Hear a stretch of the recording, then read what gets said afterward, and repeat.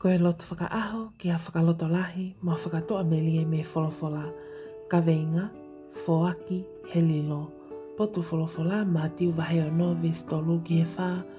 Koe uhi ke lilo pe ho o whoaki, pe a ko ho o tamai aia o kune a whioi ai lilo, tene totongi ki a te koe. Ka ko koe i ho o whai ha o whoaki, ke oana a ilo e ho nimata o he ma, ai mea o ko whai e hoto mata o. E meni, ke taulotu.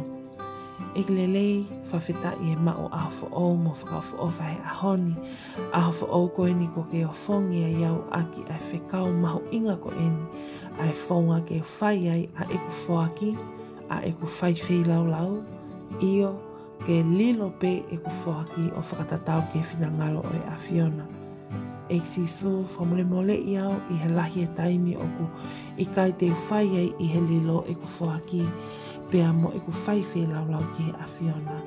Malo sisu a ho o whakahino hino ki a te au ai mahu inga o i whoaki o ku o whai o i kai whai ki he sio ai tangata ka koe whinangalo o i a Fiona.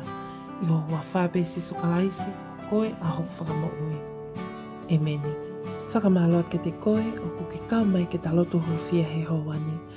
Nā ku mao whainga mālie ke o kau i a kātoanga li misinale i he potsiasi i tonga, pia ne o si talape e he taki kalasi aho he i kai whakahā pe ui whika e misinale ko o hi pe koe wholofola o e aho koe ni. Ke whoaki i he lilo, pia oana a ilo ho nima to o he ma ai mea o ku whai e hoto o matau. Pea neongo ne ta e whie mālie ni i koe uhi whoki koe loto ia mo whakaamu ke i lo i mai he kakai ai lahi e te li, kai tā koe whonga to tonu pe ia, he koe wholofola ia ai eiki. Wholofola ia o e aho koe ni, ke whoaki pe ki he eiki o i kai koe sio ai kakai.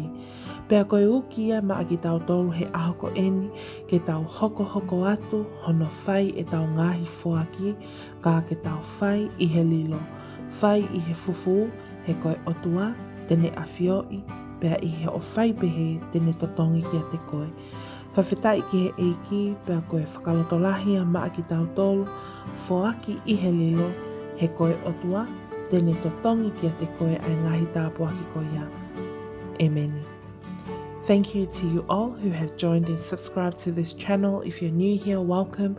Don't forget to subscribe. That way you're kept up to date on daily prayers of hope and encouragement from the Bible. Also check out the description box below for all links to our social media platforms as we provide daily devotions and ministry for the youth and young couples. Thank you and God bless.